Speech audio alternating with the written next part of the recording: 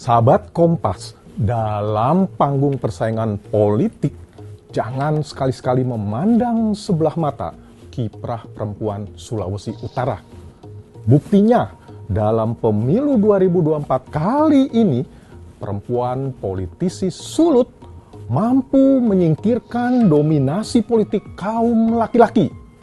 Apa sih yang menjadi modal kekuatan perempuan di sana? Hingga arena politik yang kerap didentikan milik kaum laki-laki itu mereka taklukkan. Ikuti video ini hingga akhir bersama saya, Bestian Nenggolan, dalam Bongkar Data.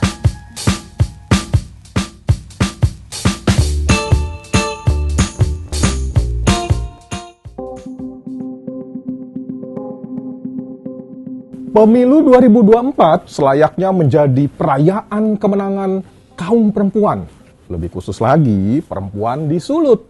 Pasalnya, di tengah pola persaingan politik yang sedemikian sengit, perempuan politisi di Sulut berlenggang merebut kemenangan. Mayoritas kursi legislatif dan perwakilan daerah di sana terkuasai kaum perempuan. Keunggulan perempuan politisi Sulut dapat disimpulkan dari hasil rekapitulasi perhitungan suara pemilih.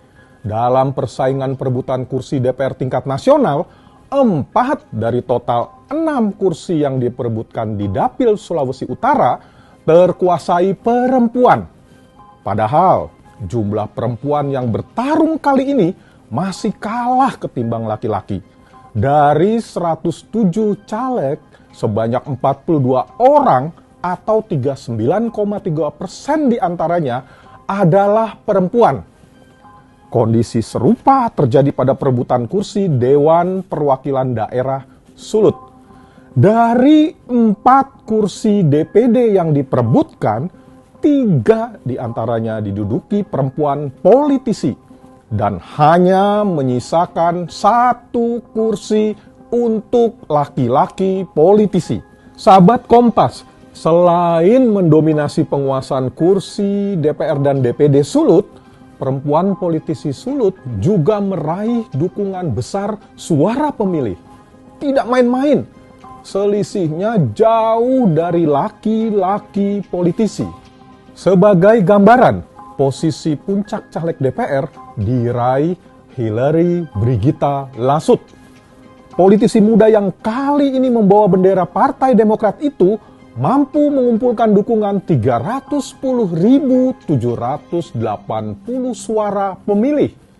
Dukungan sebesar itu jauh meninggalkan capaian pesaingnya di posisi kedua, politisi muda PDIP, Rio Dondo Kambe. Rio, yang juga putra Gubernur Sulut itu, meraih dukungan 194.204 pemilih. 3 nama berikut yang bertengger di papan atas juga perempuan, yakni Kristiani Paruntu dari Golkar, Yasti Suprejo Mokago dari PDIP, dan Feli Runtuweni dari Nasdem. Posisi terakhir pengunci direbut laki-laki politisi Gerindra, Christopher Limpepas. Pada perebutan kursi DPD, pesohor sekaligus petahana Maya Rumantir tetap berjaya. Pada kali ketiga jabatannya di DPD, ia mampu menghimpun dukungan hingga 394.153 suara pemilih. Rival terdekatnya, Seris Harriet, meraup hingga dukungan 234.333. Pada pemilu 2019 lalu, Seris yang dikenal sebagai jurnalis televisi itu justru mengalahkan Maya Rumantir.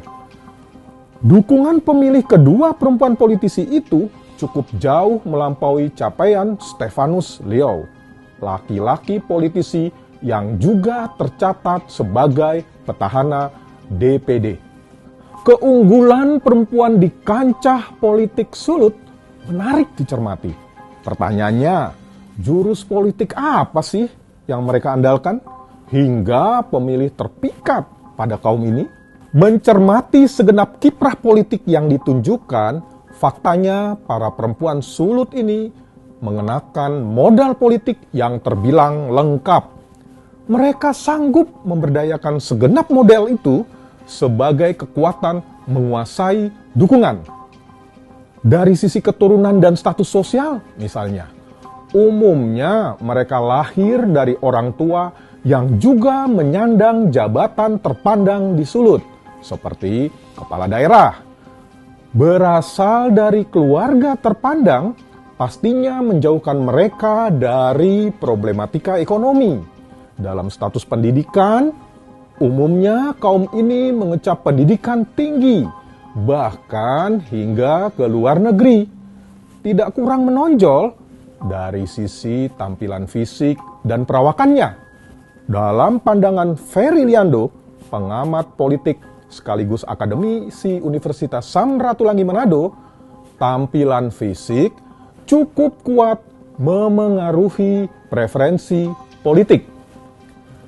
Segenap modal politik itu hanya berhenti sebagai modal apabila tidak diberdayakan. Kemampuan memberdayakan inilah menjadi nilai lebih perempuan Sulut yang berkiprah di dunia politik. Sahabat Kompas, kemampuan perempuan politisi di Sulut dalam memberdayakan modal politik yang dimilikinya menjadi pangkal keunggulan.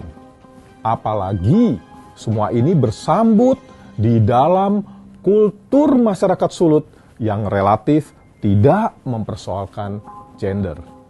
Mengutip Ferry Liando, perempuan Sulut tidak identik dengan kasur, sumur, dan dapur, tapi justru bisa menjadi pemimpin. Dengan segenap keberhasilan ini, rasanya kita semua tidak sabar lagi menunggu kiprah para perempuan Sulut dalam panggung politik nasional. Sampai jumpa pada edisi Bongkar Data berikutnya.